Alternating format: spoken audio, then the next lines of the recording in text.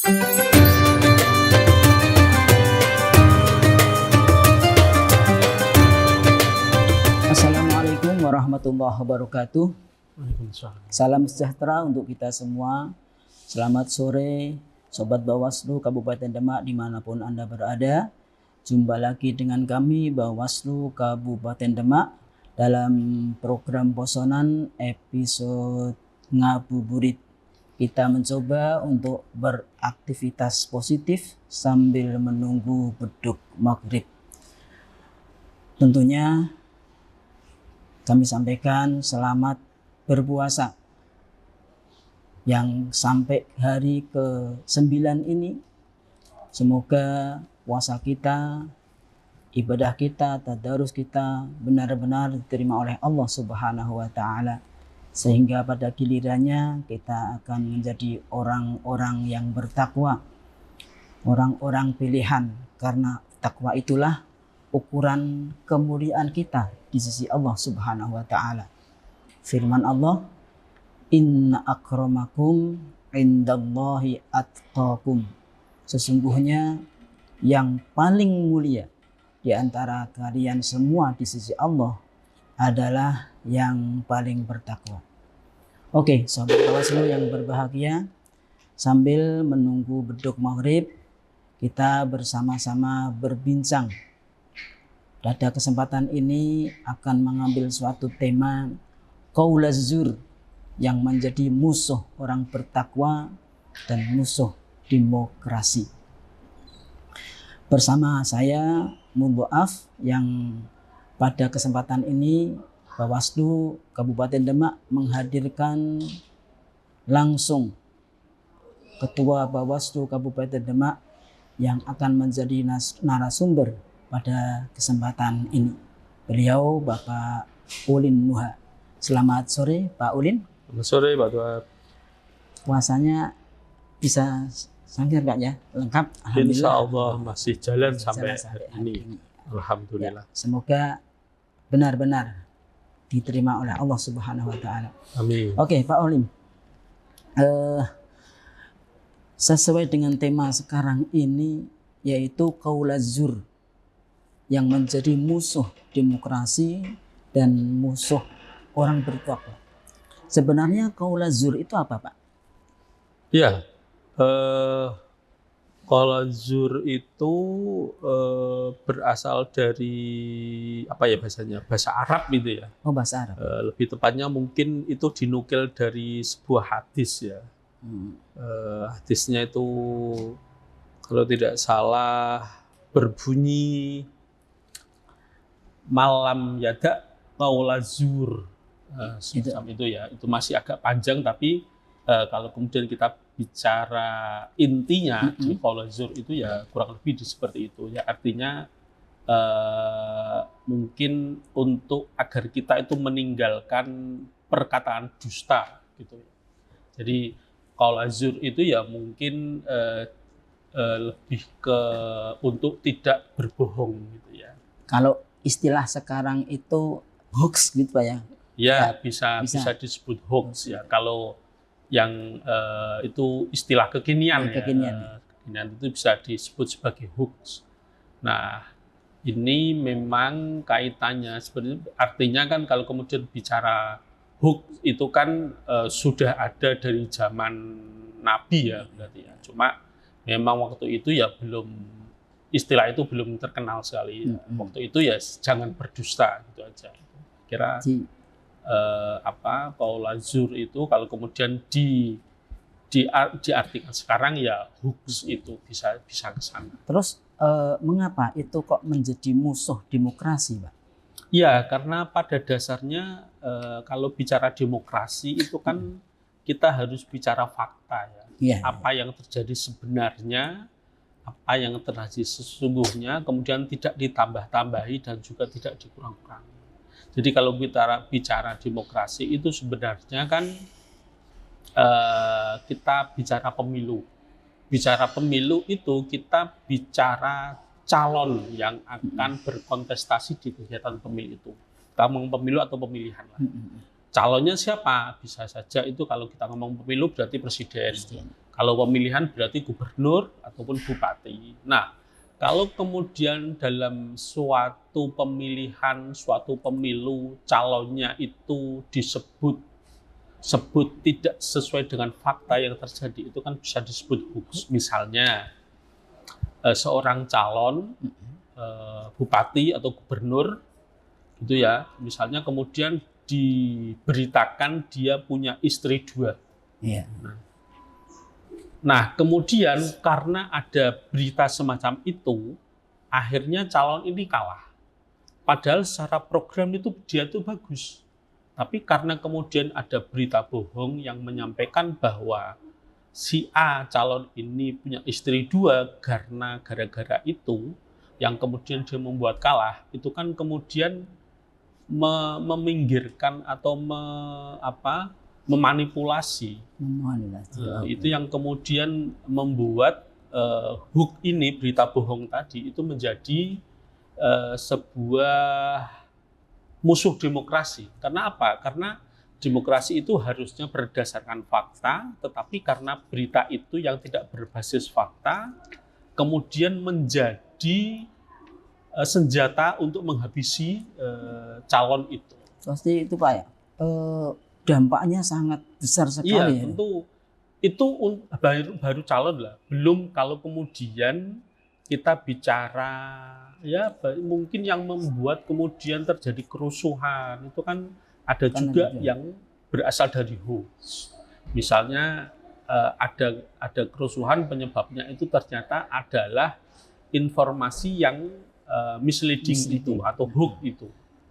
Mungkin ada informasi, ada pembunuhan yang dilakukan oleh aparat, padahal itu tidak benar misalnya, ya, yang itu kemudian memacu kemarahan masyarakat dan menimbulkan satu kondisi yang chaos, ya.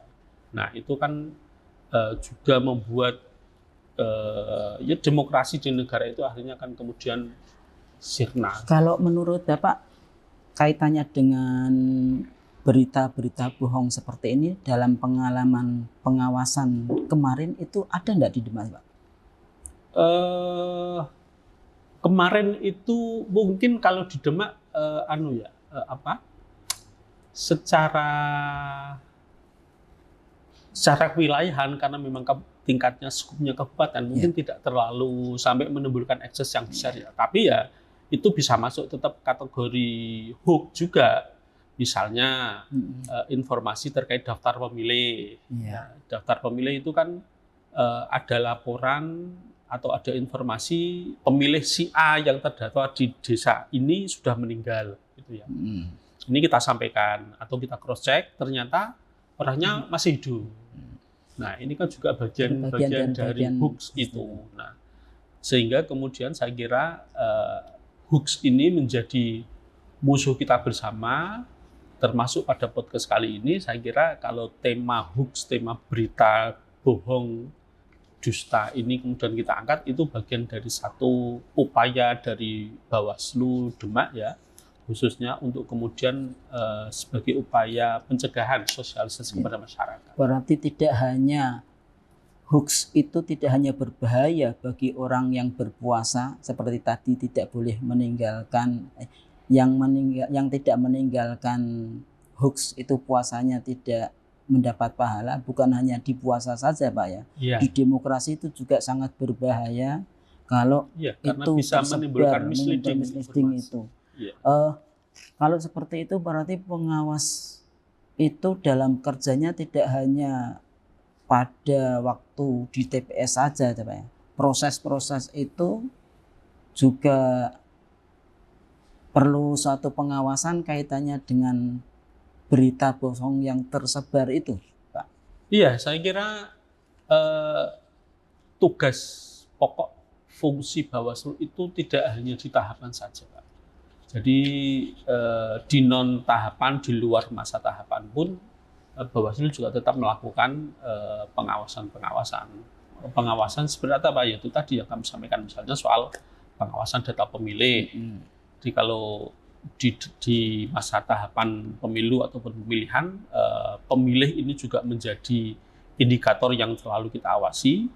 di luar masa tahapan kita juga tetap melakukan seperti pada masa sekarang. Ya, ini bukan masanya kan, pemilu, tapi ya, Panwaslu tetap melakukan satu kerja pengawasan. Ya, karena memang ada yang namanya pemutahiran data pemilih berkelanjutan. Nah, itu juga bagian dari upaya-upaya Bawaslu untuk tetap memastikan bahwa pemilih yang akan akan nyoblos besok itu memang benar-benar sudah terdata di KPU.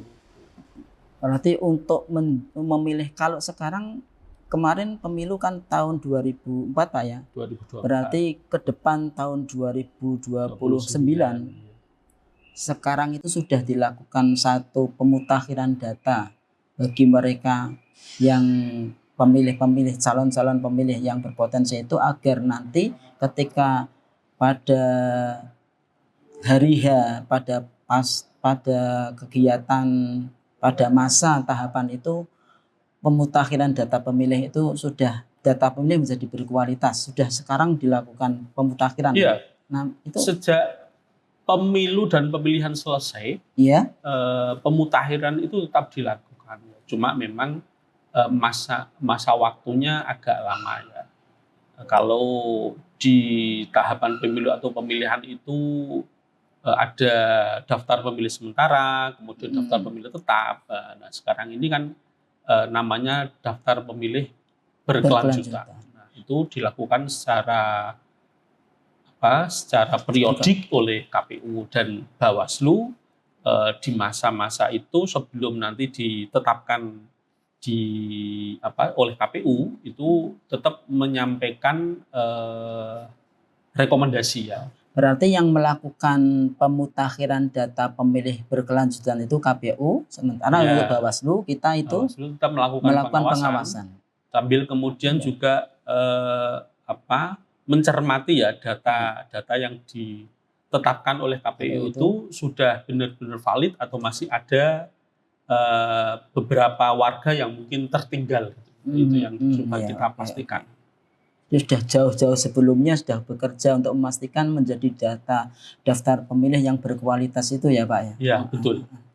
Jadi memang ketika nanti data ini di masa tahapan itu sudah bagus, sudah berkualitas, kan pemilih ini kan kemudian bisa melaksanakan haknya untuk nyoblos itu kan tanpa harus kemudian bahasanya ya, ini saya sudah dapat hak apa belum, jangan gitu tidak terdata gitu lah. Itu memang karena ketika orang itu sudah, seharusnya mereka itu sudah berhak untuk memilih, tapi kalau tidak terdaftar dalam daftar pemilih berarti haknya akan bisa hilang Pak ya?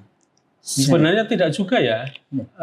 Sebenarnya kan oleh keputusan MK itu kan kemudian sepanjang dia memiliki KTP elektronik ya, itu kan dia tetap sah terdaftar sebagai warga negara yang bisa nyoblos. Cuma secara administrasi itu akan agak menyulitkan oleh teman-teman jajaran KPU gitu, karena di data TPS itu kan ketika namanya tidak ada oleh teman-teman KPPS ini kan dia harus nanti dimasukkan ke pemilih tambahan. Dan itu waktunya juga tidak pada seperti biasa kan itu ya? Iya, tentu akan agak menyulitkan, walaupun mungkin teman-teman KPPS juga sudah ada petunjuk terkait itu, tapi secara praktek yang kemudian membuat data-data ini kadang ketika di proses rekap itu bergeser itu karena ada pemilih-pemilih ini tadi, tambahan-tambahan ini tadi. Kalau dalam daftar pemutakhiran daftar pemilih ini kemudian ada satu isu-isu yang menjadi yang tidak pas, itu akan sangat bahaya berarti Pak ya? Iya. Iya, makanya memang itu menjadi ikhtiar bersama ya, antara bukan hanya KPU tapi Bawaslu juga harus memastikan bahwa data-data tersebut memang benar-benar berkualitas supaya kemudian tidak sampai menjadikan ini isu negatif yang kemudian berkembang menjadi sebuah pemilu yang bahasanya mungkin terdapat masalah gitu. Oke, ya. Kembali kepada tadi yang isu-isu dan berita-berita bohong itu, Pak. Mengapa kok berita bohong itu cepat sekali itu ya, Pak? Cepat sekali menyebar gitu. Ya, saya kira memang kemudahan teknologi di era sekarang itu memang sangat memungkinkan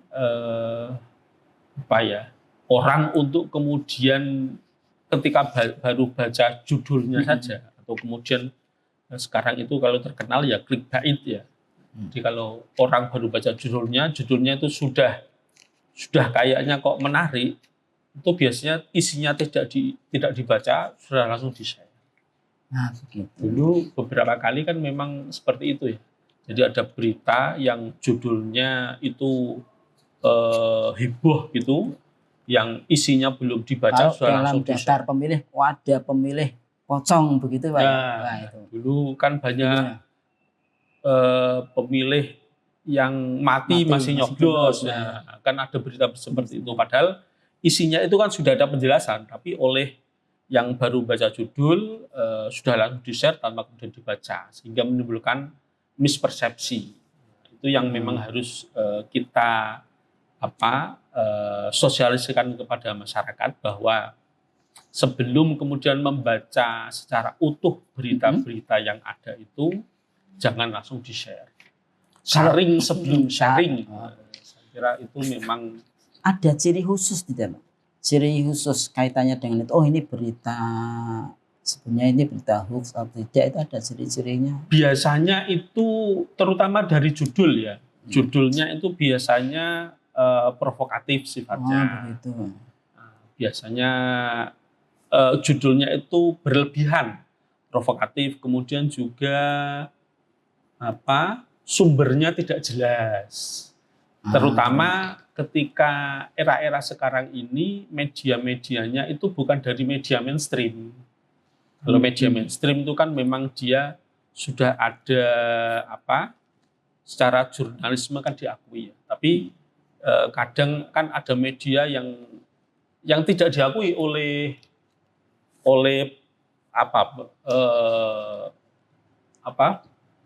PBI lah ya, PBI atau yang bersatu di kewartawanan itu ya, media, Dewan Etik Media lah ya. Nah, itu kan kadang memang mereka tidak punya itu, tapi kemudian dia punya resources di internet. Jadi itu yang kadang kemudian misalnya dulu kalau di Kabupaten Demak juga sempat ada ya, terkait dengan pemilihan itu ada yang kemudian coba membesar-besarkan sebuah permasalahan melalui media yang webnya itu bukan media mainstream. Nah, itu yang kemudian memang bisa disebut masuk kategori hoax. Gitu. Walaupun memang kejadian sebenarnya ada faktanya, tapi tambahan-tambahan yang bombastis ini yang kemudian membuat yang memprovokatif itu ya. Iya, provokasinya kan di tambahan-tambahannya itu. Dan itu memang kalau kita bandingkan dengan dari media mainstream, beritanya berbeda. Itu bisa saja merupakan berita itu bisa menjadi sesuatu yang disengaja, Pak? Atau bagaimana itu bisa enggak? Bisa saja karena mungkin juga ada motif baik itu ekonomi, politik, misalnya pesanan dari musuh calonnya, itu kan bisa. Nanti kamu berkampanye secara melalui media seolah-olah itu kampanye, padahal itu adalah politik hitam, kampanye politik hitam. Nah, itu kan bisa. Nah, itu yang kemudian memang dipesan untuk kemudian menjatuhkan lawan politiknya, itu kan juga bisa. Oh, begitu ya. Berarti yang namanya qaul az-zur, hoax itu meskipun itu bahasanya qaul, dengan lisan untuk zaman sekarang tidak hanya lisan Pak ya. Jari sekarang Jari pun sekarang bisa. Iya, makanya kan juga kalau di internet itu sekarang bukan hanya soal lisan ya, tapi ya hati-hati dengan jempolmu gitu ya. Nah, bahkan sekarang itu bukan hanya jari ya, jempol ketika like itu untuk seorang ASN misalnya ya, yang like postingannya calon itu kan juga berpotensi untuk menjadi masalah gitu ya. Jadi hanya sekedar likes ya. Iya, padahal hanya like saja. Nah, makanya saya kira hoax itu, kembali lagi ke hoax, memang dari dulu itu merupakan sudah sudah diingatkan gitu ya oleh Nabi sampai 14 abad yang lalu, sehingga kemudian saya kira ini menjadi satu bahan untuk kita untuk selalu melakukan introspeksi, terutama khususnya sekarang di bulan Ramadan. Ya benar, di bulan Ramadan ini merupakan satu madrasah rohani Pak ya. Iya. Persiapan khususnya kita umat Islam untuk tetap meninggalkan, bukan hanya meninggalkan makan dan minum, tapi juga meninggalkan ketikan bohong gitu itu ya. Jangan sampai terus tinggal pencet-pencet begitu saja Pak ya. Ya, saya kira sekarang ini di bulan puasa itu kalau mungkin di media itu, walaupun sekarang juga sudah ada video yang bisa kita upload, tetapi memang banyak hal yang harus kita perhatikan ya. Jadi kalau kita misalnya di era-era sekarang di media sosial itu kan bukan hanya kita ngetik Pak. Sekarang kita ngomong, kita rekam melalui video. Ketika itu kemudian disebar, itu kan juga sudah bisa membuat geger ya. Yang terbaru kalau kemudian kita ikuti di media sosial kan video dari seorang alumni LPDP kan yang membuat kemudian bahasanya satu Indonesia ini rame-rame gitu ya untuk menghujat dia gitu kan. Nah, itu juga bisa. Jadi sekarang itu bukan hanya jari, tapi mulut, video yang kemudian tersebar sampai seperti itu juga bisa menimbulkan secara demokrasi itu tadi. Dan itu hanya satu pencetan saja. Ketika sudah di-send itu, sudah dikirim itu maka benar apa yang disampaikan Bapak, share sebelum saring sebelum share begitu ya. Saya kira memang itu penting supaya kemudian ya itu tadi, itu termasuk ketika share sebelum saring itu ya saring sebelum share itu ya bagian dari pengelolaan diri ya. Jadi bulan puasa itu kan bukan hanya kemudian menahan nafsu untuk makan, tapi menahan nafsu juga untuk mempost kira-kira ini nanti efeknya apa ketika saya posting ini. Itu juga perlu difikirkan saya kira di bulan puasa ini. Di masyarakat dampaknya sangat berbahaya, dampak hoax di masyarakat. Iya, saya kira memang sudah datanya sudah banyak ya, ketika kita posting sesuatu yang kemudian itu mendapatkan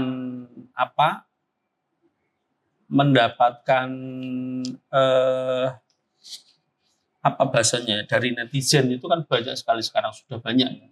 Jadi saya kira memang menahan diri, tidak berbohong, hoax itu bukan hanya kemudian berbohongnya bukan hanya pengucapan melalui lisan, tapi melalui jari, melalui menahan juga postingan-postingan yang berpotensi membuat suasana kacau, itu juga diperlukan di bulan-bulan Ramadan seperti ini.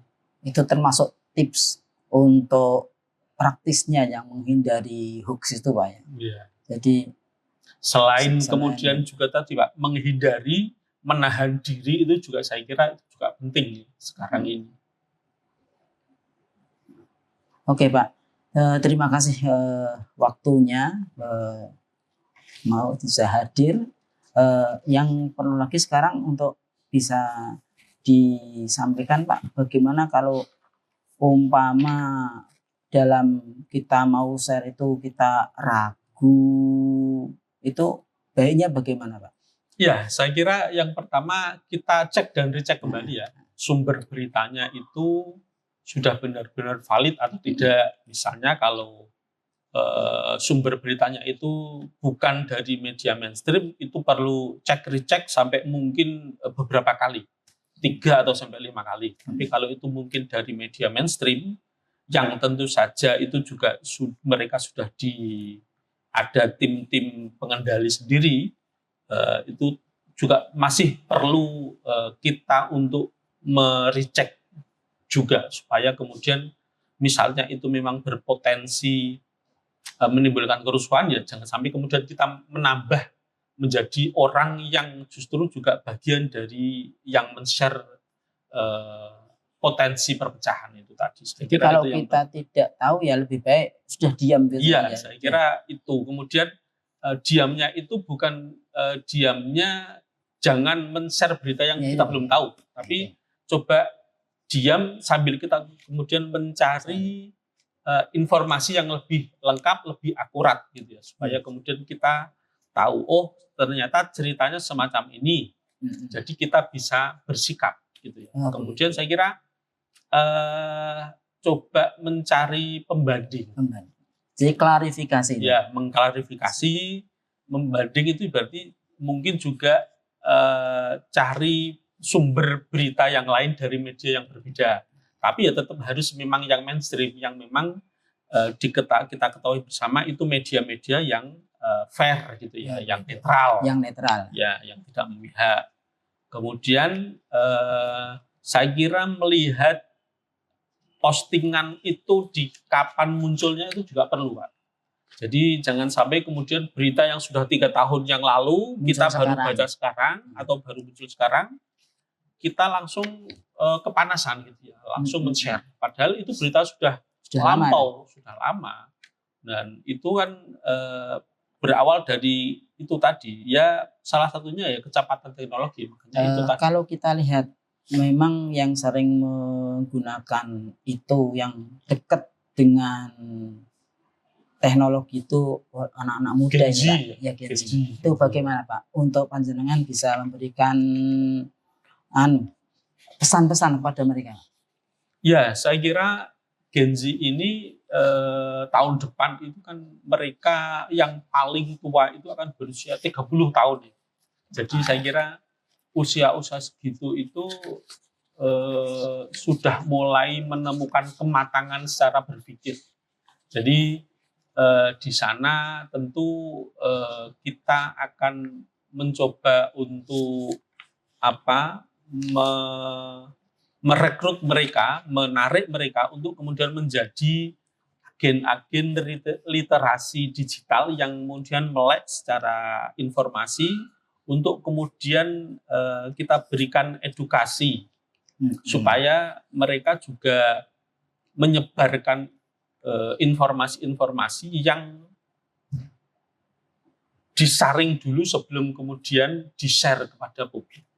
Jadi supaya kemudian hoax ini berhenti di tangan kita sebelum kemudian bertambah luas menyebarnya. Jadi Gen Z ini kita coba rekrut supaya kemudian memberikan literasi yang baik kepada masyarakat yang mungkin masih awam ya terhadap demokrasi dan kepemiluan. Berarti ada generasi-generasi muda yang telah digandeng oleh Bawaslu? Iya. Mungkin, Pak?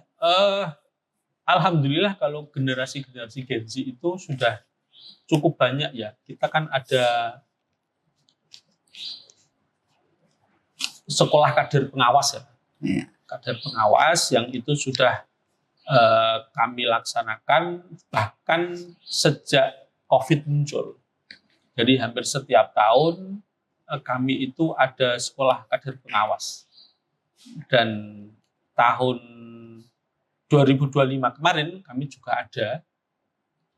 Dan itu rutin tiap tahun, sehingga kami tentu harapannya mereka ini kemudian bisa membuat konten yang positif, kemudian juga bisa bisa berdiskusi secara sehat, bisa menyampaikan kepada masyarakat terkait dengan edukasi tentang pemilu dan demokrasi secara baik.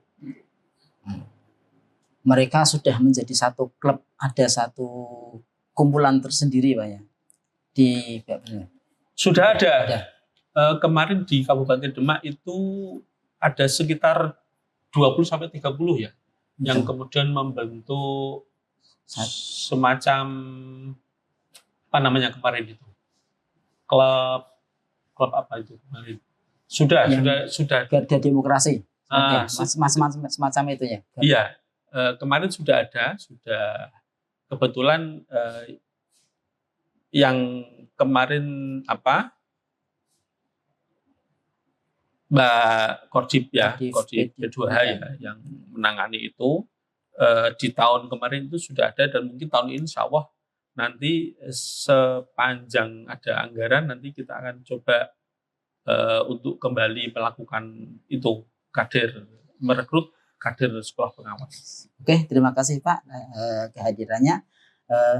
Closing statementnya, pesan terakhir bagaimana Pak?